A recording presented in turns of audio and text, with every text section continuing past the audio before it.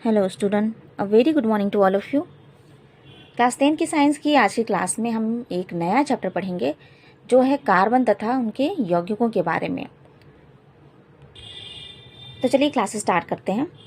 Carbon जो होता है वो लैटिन शब्द कार्बो से मिलकर बना है और जिसका अर्थ होता है कोयला, है ना।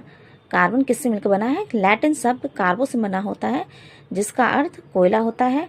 और जो ये कार्बन है ये सभी प्रकार के जीवों में उपस्थित होता है और इसके अलावा सभी प्रकार के जीव जो हैं जितनी भी वस्तुएं उपयोग में लाते हैं उनमें भी कोयला पाया ही जाता है। तो इसलिए कह रहा है कि ये सभी प्रकार के जीवों का आधार होता है ना। जैसे कि भोजन में भी कार्बन पाया जाता है, इसके अलावा दवा हो गई और कपड़े, इसमें भी कार्बन पाए जाते हैं। देखिए कह रहा है कि भूपर्पटी पर खनिजों के रूप में केवल 0.02% कार्बन उपस्थित होता है और वायुमंडल में 0.03% कार्बन डाइऑक्साइड उपस्थित होता है। कुछ ईंधन के रूप में हम कुछ पदार्थों का उपयोग करते हैं, जैसे लकड़ी को जलाया जाता है तो ईंधन के रूप में ही तो प्रयोग करते हैं इसे, है ना।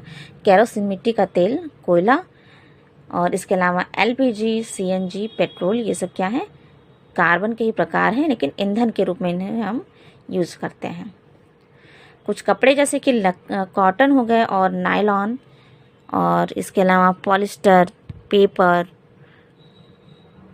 है ना, रबड़, प्लास्टिक, चमड़ा, दवाइयाँ और रंजक यानी कि डाई, इन सभी में कार्बन मिला होता है।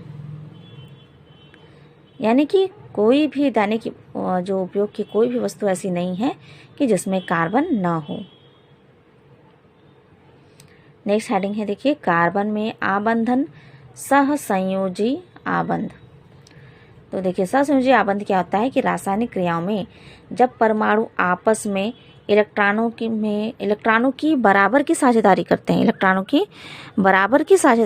हैं, तो उनमें सहसंयोजकता होती है। देखिए सहसंयोजक मतलब क्या होता है कि जब से कोई बॉन्ड बनता है, कोई बंध बनता है जो रासायनिक अभिक्रिया में, तो जितने इलेक्ट्रॉनों की साझेदारी होती है, कोई तत्व जितना इलेक्ट्रॉन देता है उतना ही इलेक्ट्रॉन वो लेता भी है दूसरे तत्व से। तो इसी को बोलते हैं कि साझेदारी करना। ठीक है, तो देखिए लिखा है कि यौगिक बनाते समय परमाणु इलेक्ट्रॉन का साझा इस प्रकार से करते हैं कि उसके बाह्यतम कोश में 8 इलेक्ट्रॉन हो जाएं। ठीक है, मतलब एकता तत्वों की टेंडेंसी रहती है कि अपने बाह्य कोश में 8 इलेक्ट्रॉनों को कंप्लीट कर लें, जिससे कि वे अक्रिय गैस का स्थायी इलेक्ट्रॉनिक विन्यास प्राप्त कर लें। ओके, तो साझा करने वाले इलेक्ट्रॉन में आधे इलेक्ट्रॉन एक परमाणु से और आधे इलेक्ट्रॉन दूसरे परमाणु के होते हैं।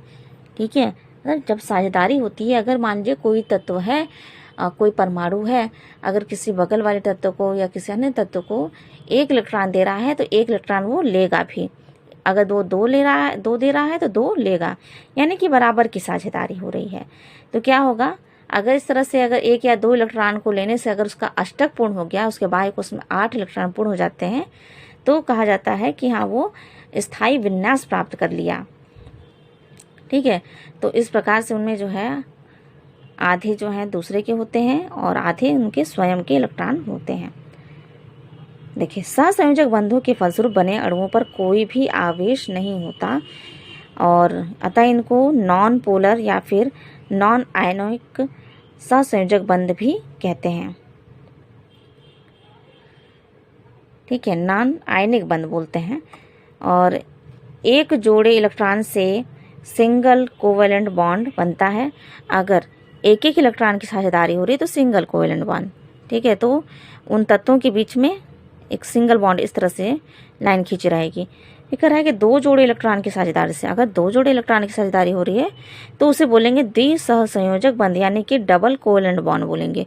तो उनके बीच में हम डबल बॉन्ड इस तरह से लगाएंगे। ये कह रहा है कि 3 जोड़े इलेक्ट्रॉन की साझेदारी से त्रिसहसंयोजक बंध बनते हैं, यानी कि ट्रिपल कोवेलेंट बॉन्ड बनता है। तो इनके बीच में ट्रिपल बॉन्ड इस तरह से बनाया जाता है।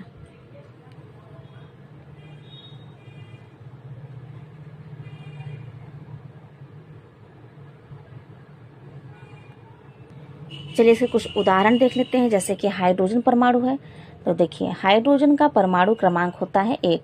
जब आप आवर्त सारणी देखेंगे आपकी जो बुक में दिया हुआ है, तो सबसे ऊपर हाइड्रोजन लिखा रहता है, हाइड्रोजन का स्थान होता है, ठीक है।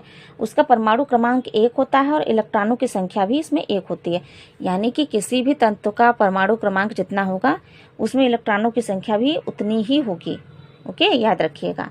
तो देखिए लिखा भी है कि तथा बाह्य कोश में 1 इलेक्ट्रॉन होता है।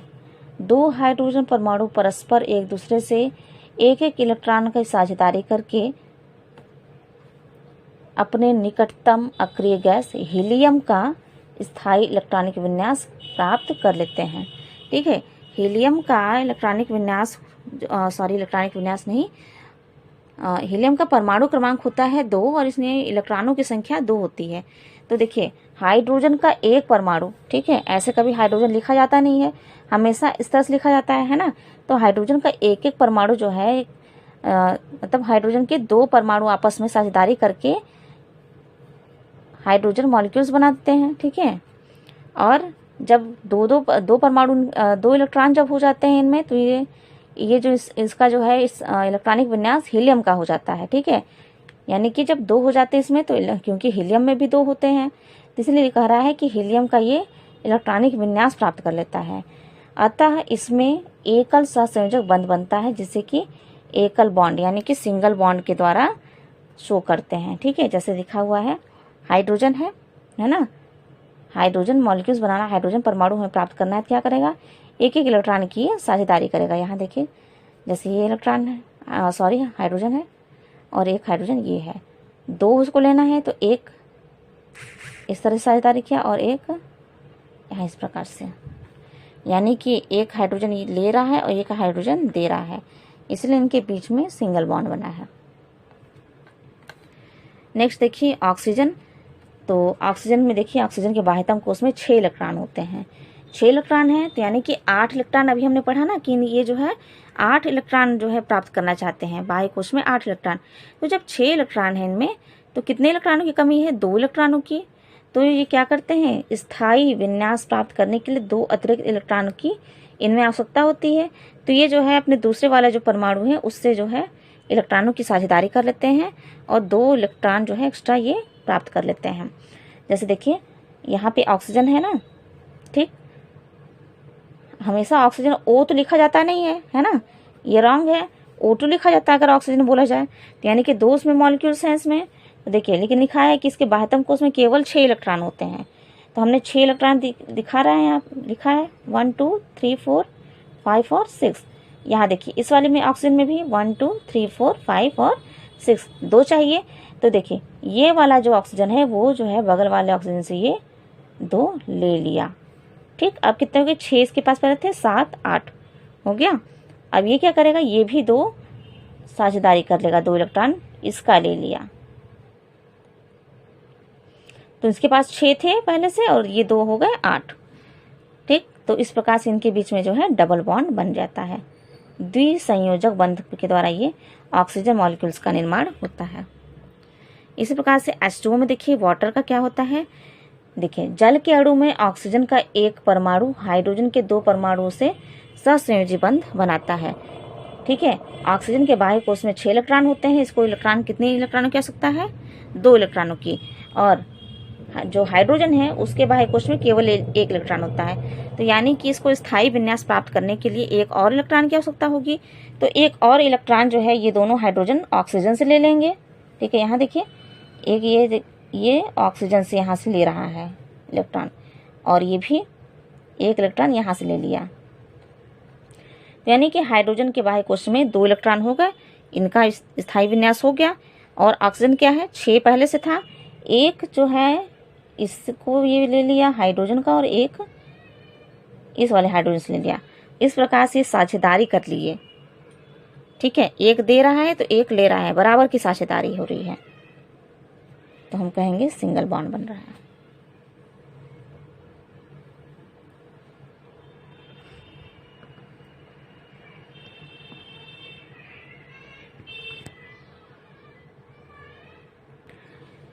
नेक्स्ट हेडिंग है versatile nature of carbon.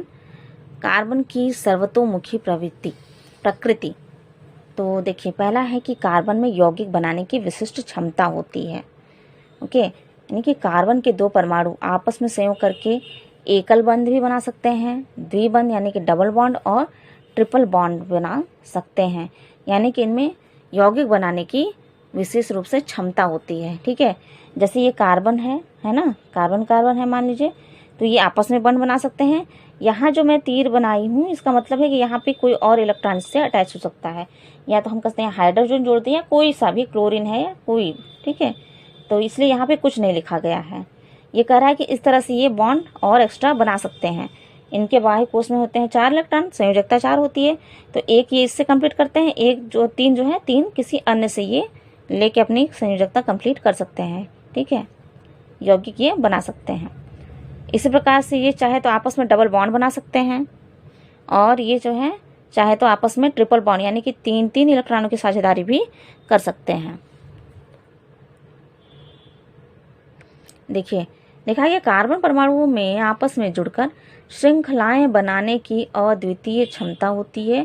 Carbon परमाणु के इस गुण को ही प्रगलन कहते हैं। कार्बन में श्रृंखलन गुण सबसे अधिक होता है। श्रृंखलन मतलब श्रृंखला बनाने का, चेन बनाने का। तो श्रृंखलन गुण सबसे अधिक होता है, इसी कारण ये बहुत ही अधिक यौगिक बनाता है। और ये श्रृंखलाएं भी कहते हैं कि 2 प्रकार की होती हैं। देखिए, क्योंकि इनमें चेन बनाने का गुण होता है, श्रृंखला बनाने का गुण होता है, तो इसी कारण से ये जो है बहुत ही अधिक मात्रा में यौगिकों का निर्माण करते हैं। ठीक है, और ये श्रृंखलाएं जो हैं, ये जो चेन है, ये कितने प्रकार की होती है? 2 प्रकार की। एक होती है ओपन टाइप और दूसरी होती है क्लोज टाइप, खुली श्रृंखला और बंद श्रृंखला। खुली श्रृंखला जैसे कि मान लीजिए कोई कार्बन है, ये इस प्रकार से अपना चेन कंप्लीट कर रहा है। ठीक है, आपस में जुड़कर ये लंबी चेन लगातार इस तरह से बना सकता है। ठीक है, या फिर एक इस तरह से बना सकता है।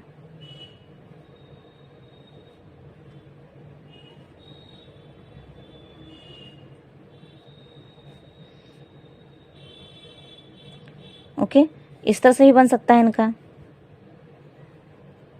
एक या इस तरह से, एक इस तरह से। तो इस तरह से अगर चेन बन रही है, कोई श्रृंखला के सामने है आपके, तो आप कहेंगे कि ये किस प्रकार की श्रृंखला है? ये खुली श्रृंखला है, ओपन चेन है। ठीक है, और जब यहाँ है बंद श्रृंखला, हम देखते हैं बंद श्रृंखला क्या है।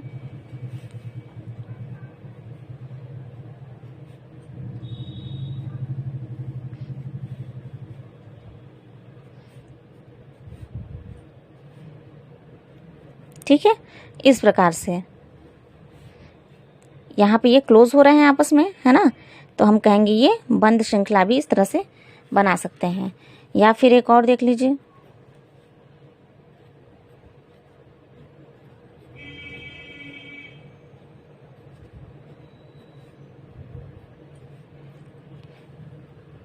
इस तरह से भी श्रृंखला ये बना सकते हैं। देखिए, आपस में ये पैक हो रहा है ना, तो इसलिए कहा गया इसे बंद श्रृंखला। और एक और देख लीजिए,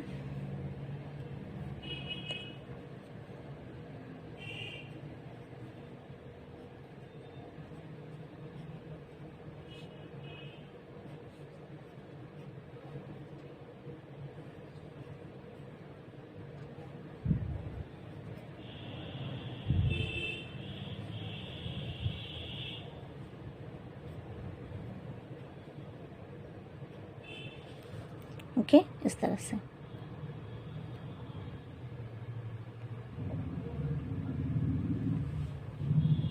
तो इस तरह का स्ट्रक्चर अगर हमें दिखेगा तो हम कहेंगे कि ये ओपन टाइप की है चेन, और इस तरह का स्ट्रक्चर जब दिख जाए इन तीनों टाइप का, तो हम कहेंगे चेन कैसा है? क्लोज टाइप का। अब नेक्स्ट हेडिंग है कार्बन परमाणु की चतुसंयोजकता, यानी कि कार्बन परमाणु की कैसी संयोजकता होती है? 4 संयोजकता होती है। देखिए, कह रहा है कि कार्बनिक यौगिकों में कार्बन का कम से कम एक परमाणु होना आवश्यक है। कार्बन परमाणु क्रमांक होता है 6। कार्बन का परमाणु क्रमांक कितना होता है? 6। ओके, और इसका बाह्यतम कक्षा में कार्बन परमाणु का जो है परमाणु क्रमांक 6 होता है, और बाह्यतम कक्षा अगर हम देखें तो बाह्यतम कक्षा में 4 इलेक्ट्रॉन होते हैं। ठीक है, देखिए, और मेथेन का अगर हम देखें CH4, तो मेथेन के अणु में कार्बन का एक परमाणु हाइड्रोजन के 4 परमाणुओं के साथ इलेक्ट्रॉनों का इस प्रकार साझा करता है कि कार्बन की अष्टक तथा हाइड्रोजन का डुप्लेट यानी कि 2 इलेक्ट्रॉन जो है पूर्ण हो जाती है।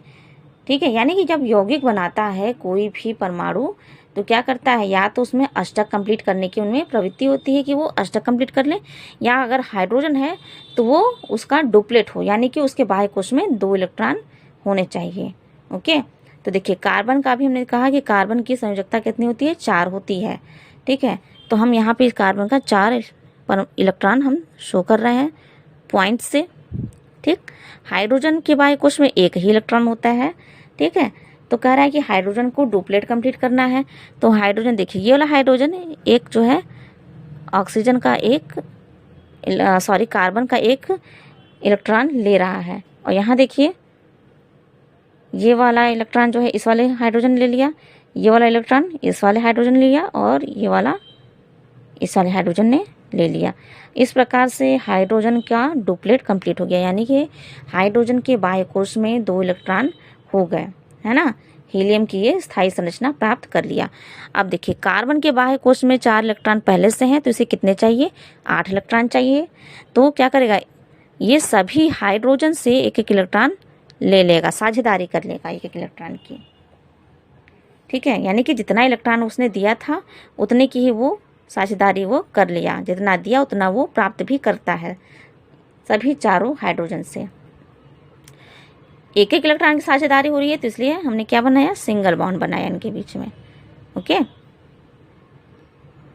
इससे क्या होता है, देखिए 4 पहले से थे, हाइड्रोजन का ले लिया इसने, ये हो गए 5, ये 6, ये 7 और 8।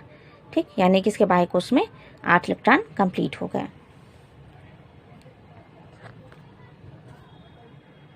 देखिए इस यौगिक में कार्बन की संयोजकता 4 तथा हाइड्रोजन की 1 है, इसलिए कहा गया कि कार्बन चतुसंयोजक होता है।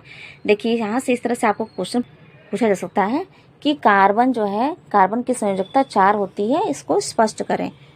ओके, थर्ड हेडिंग है कार्बन परमाणु की समचतुष्फलकीय प्रकृति।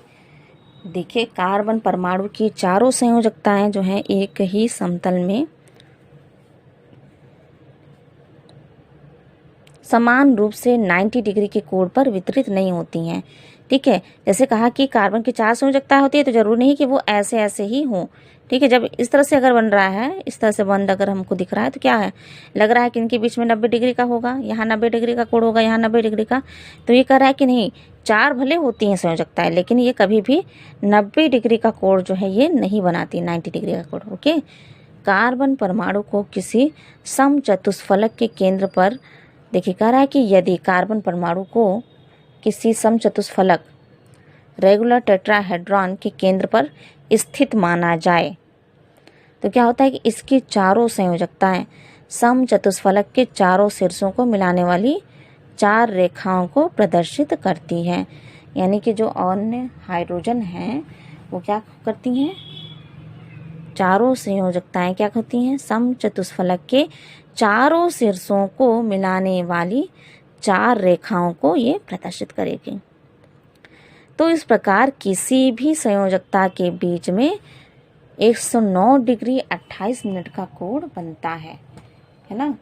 देखिए इसमें यही कह रहा है कि कार्बन परमाणु की समचतुष्फलकीय प्रकृति होती है, लेकिन इसका अर्थ ये नहीं है कि कार्बन की 4 संयोजकता होती है तो उनसे जो अन्य परमाणु लगा रहेगा वो 90 डिग्री के एंगल पे ही होगा, मतलब 90 डिग्री पर होगा, ऐसा नहीं है। ठीक, और जो है इनके बीच में कितने का एंगल बनता है, 109 डिग्री 28 मिनट का बनता है। देखिए जैसे हम यहाँ फिगर देख रहे हैं, मीथेन ही है CH4 है ना, कार्बन 1, हाइड्रोजन 4 है। तो कह रहा है देखिए कि अगर किसी कार्बन को समचतुष्फलक का केंद्र मान लिया जाए, ठीक है, केंद्र क्यों मान रहे हैं, क्योंकि कार्बन एक ही है, तो कह रहा है कि केंद्र पर इस्तेमाल इसकी चारों संयोजकताएं, इसकी जो 4 संयोजकता है ये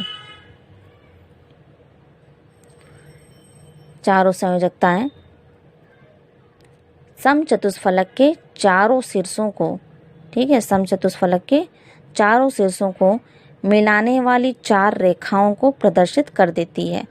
जो इन रेखाओं को जो मिलाती है उनको ये प्रदर्शित करती है। तो इस प्रकार से कहा गया है कि इनकी संयोजकताओं के बीच में हमेशा 109 डिग्री और 28 मिनट का कोण बनता है।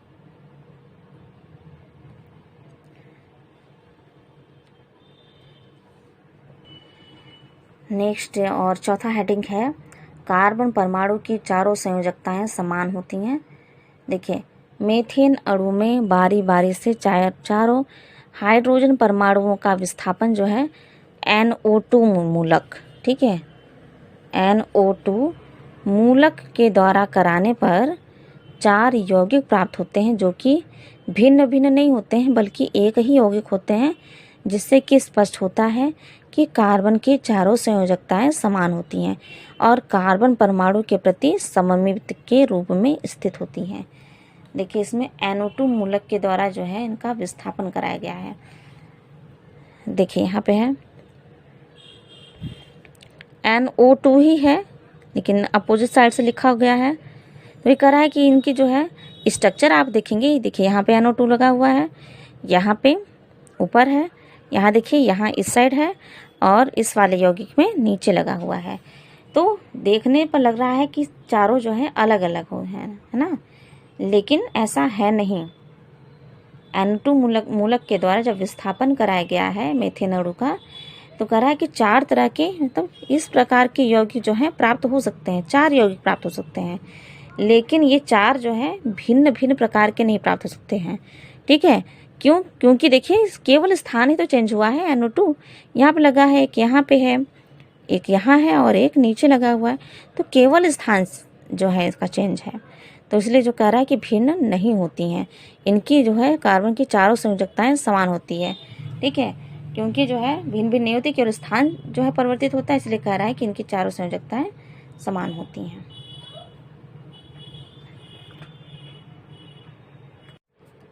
तो नेक्स्ट हेडिंग है संतृप्त एवं असंतृप्त कार्बन यौगिक। तो देखिए इसमें पहला है हाइड्रोकार्बन्स, ठीक है, तो केवल हाइड्रोजन और कार्बन से मिलकर जो बना होता है यौगिक उसे हम कहते हैं हाइड्रोकार्बन।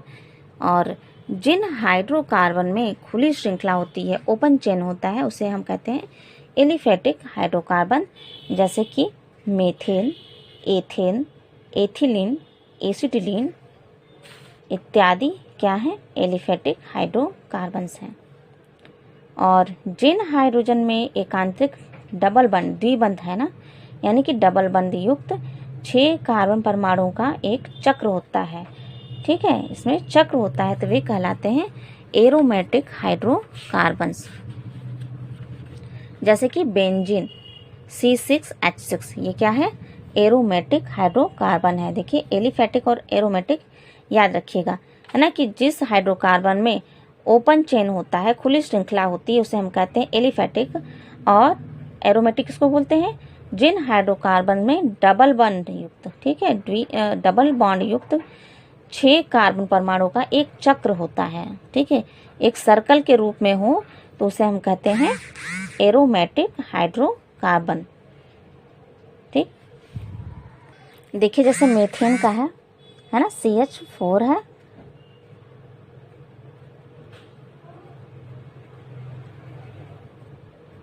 इस प्रकार से।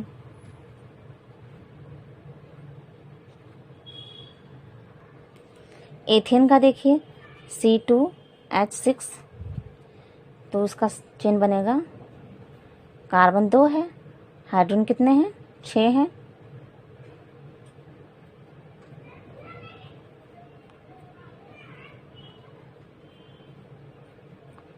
ओके, इस तरह से चेन बनेगा, ठीक है। एसिटिलीन देखिए C2H2, कार्बन 2 और हाइड्रोजन जो है 2 है, एक हाइड्रोजन हम यहाँ जोड़ दें और एक हम यहाँ जोड़ दें।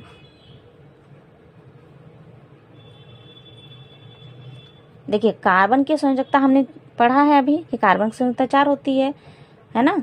तो देखिए अभी कितना हो रहा है, 1 2 3, 3 बॉन्ड बन रहे हैं, यानी कि इसमें जो है कितने इलेक्ट्रॉन हुए, 4 पहले से थे और 3 ये हो गए, 3 जो है हाइड्रोजन से लेगा ये, और इस कार्बन से लिया तो कितना हुआ, 7 हुआ।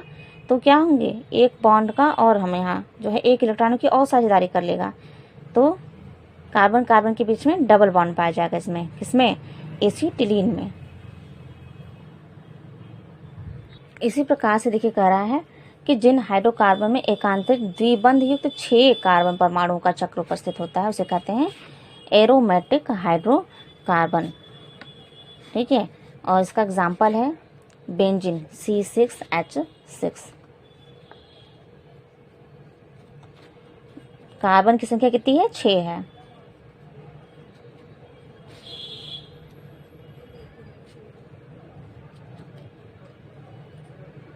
ओके, 6 कार्बन हो गए। हाइड्रोजन की संख्या अभी कितनी है, 6 है। तो यहाँ हम लिख देंगे इस तरह से।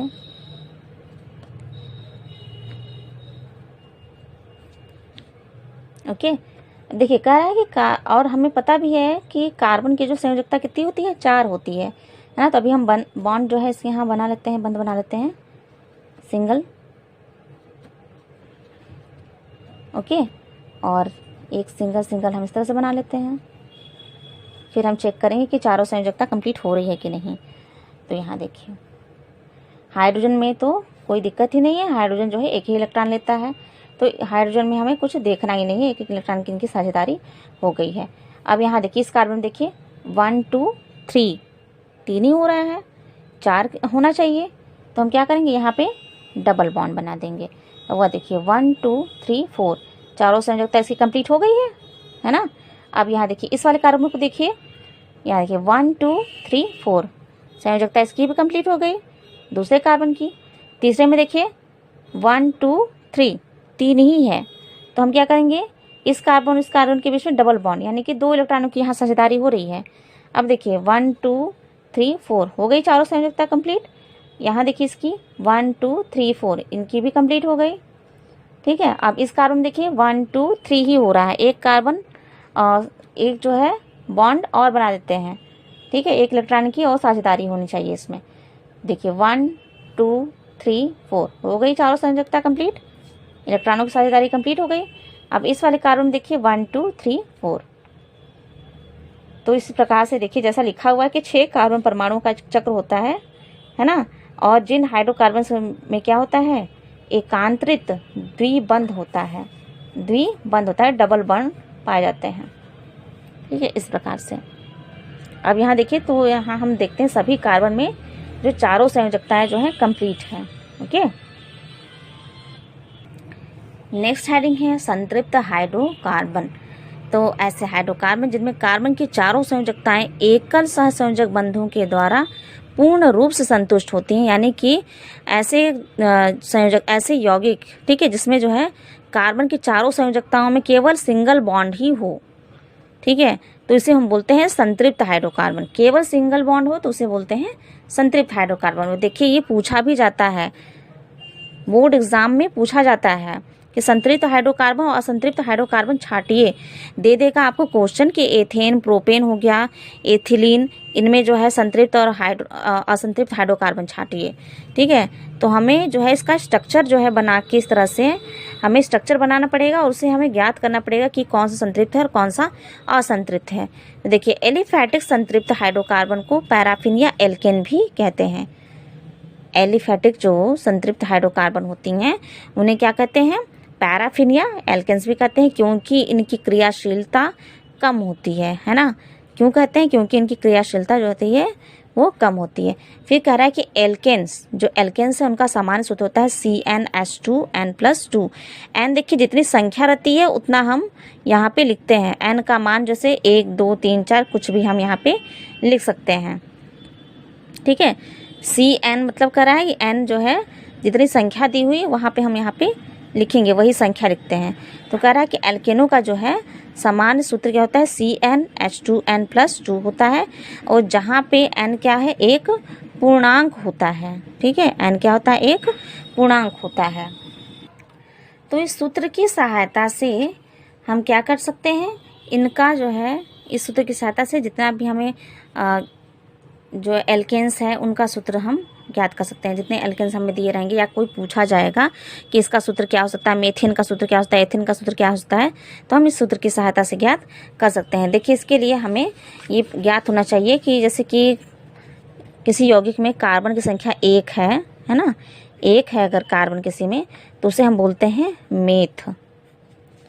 2 कार्बन है तो हम कहेंगे एथ।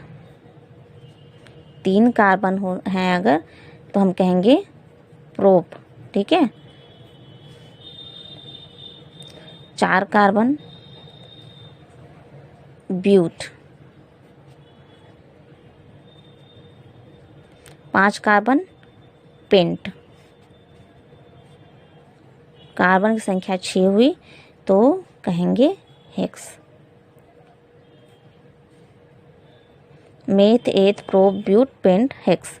ठीक है, और 7 कार्बन अगर होंगे तो कहेंगे हेप, और 8 कार्बन होने पर ऑक्ट। ठीक, इसी प्रकार से आगे भी होता है, लेकिन हमें फिलहाल इतना ही जानना है। ठीक है, तो देखिए अब हम यहाँ आते हैं। देखिए, जैसे अगर मान लीजिए हमें मेथेन का सूत्र नहीं पता है, केवल हमें नाम है मेथेन ज्ञात है कि मेथेन का सूत्र बताइए, तो हम क्या करेंगे, मेथेन है, मेथ है ना, यानी कार्बन 1 है, तो ये सूत्र देखिए CnH2n+2 वाला, CnH2n+2। अब यहाँ पे हम क्या रखेंगे, n का मान 1 रखेंगे। ठीक, तो यहाँ पे हम लिखेंगे नहीं, कुछ नहीं लिखेंगे। ठीक, यहाँ 2 लिखा और यहाँ पे 1 लिखा +2। ठीक है, 2 1 जा 2 हो गया और 2 1 जा 2 हुआ, है ना, 2 + 2 तो क्या होगा CH4। मेथेन का सूत्र हमें ज्ञात हो गया CH4। इसी प्रकार से एथेन है। एथेन में हम क्या करेंगे, इसी जो है फॉर्मूले पे हम रख देंगे। एथेन में कार्बन की संख्या कितनी है, 2 है। ठीक है, कार्बन की संख्या कितनी है, 2, तो n की जगह क्या लिखेंगे, 2 लिखेंगे, है ना, CnH2n+2, तो हम यहाँ लिखेंगे 2, और यहाँ पे 2 पहले से है, इंटू n की जगह 2 लिखा +2। ओके, फिर देखिए C2, 2 2 जा 4 हो जाएगा, 2 2 जा 4 प्लस 2 और है 6, C2H6। ये किसका ज्ञात हो गया, एथेन का। एथेन का सूत्र हमें प्राप्त हो गया। इसी सूत्र की सहायता से हम जो है प्रोप का, ब्यूट का, अब देखिए हम जैसे ब्यूट का देख लें, है ना, CnH2n में हम ब्यूट का रखें, कार्बन की संख्या 4 रखेंगे, Cn है, n की जगह हमने क्या लिखा 4।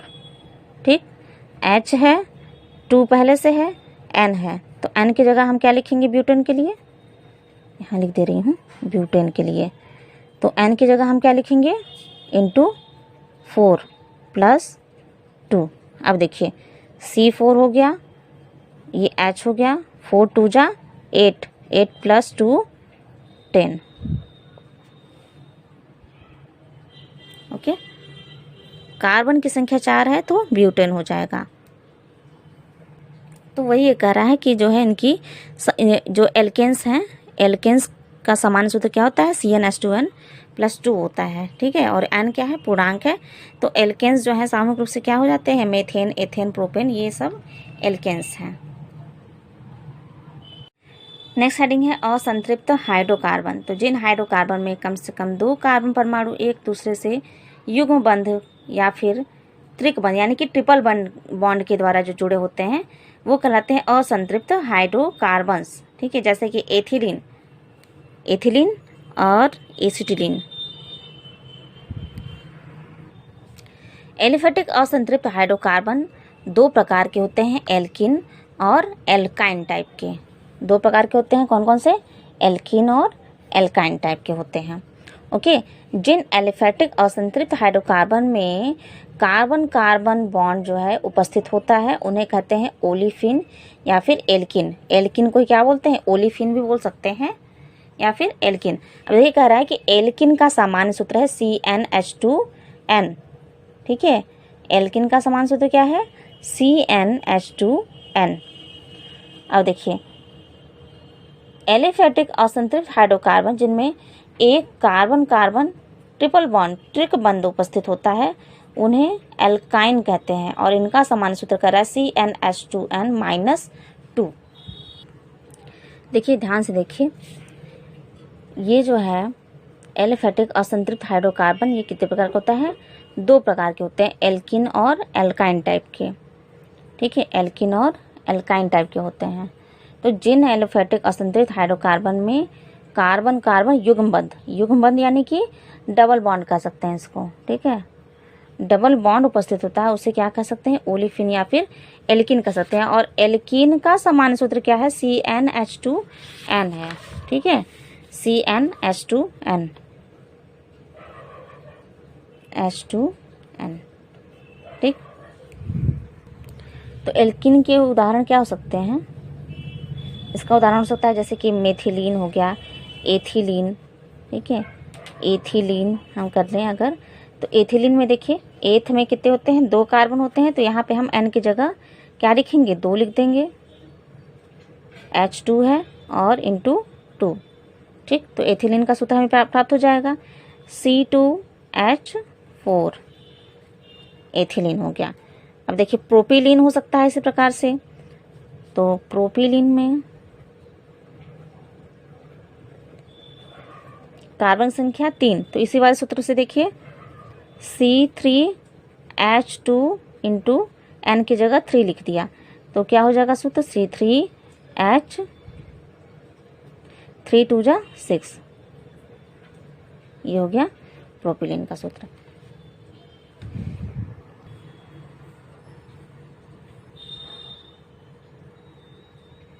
तो ये किसका एग्जाम्पल है?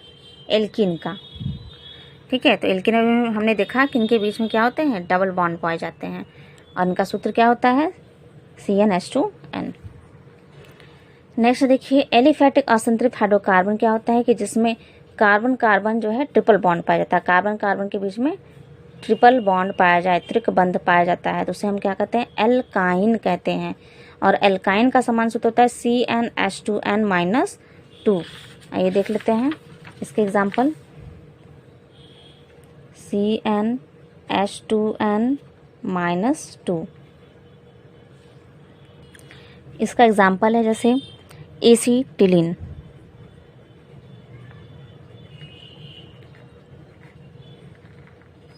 ठीक है, एसीटिलीन है, यानी कार्बन की संख्या कितनी होगी इसमें? 2 होगी।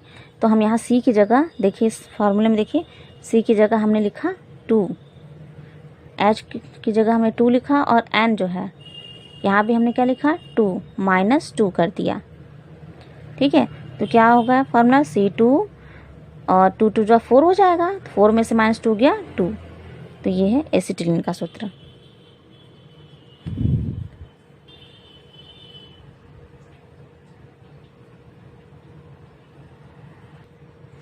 इसका एग्जाम्पल क्या हो जाएगा? उदाहरण एथिलीन। अभी हमने देखा ना इसका सूत्र बना के एथिलीन का, C2H4 और प्रोपिलीन C3H6। और इसका देखिए एल्काइन का इसका अभी हमने देखा है एसिटिलीन।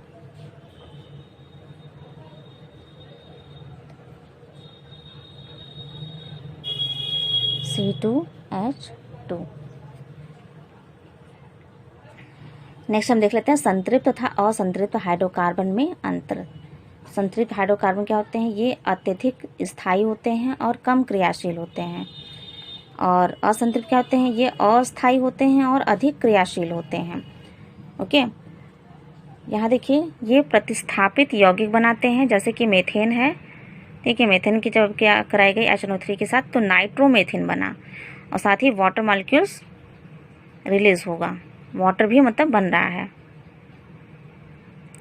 इसके अलावा ये देखिए, ये क्षारीय KMnO4 विलयन के प्रति उदासीन भी होता है, संतृप्त हाइड्रोकार्बन।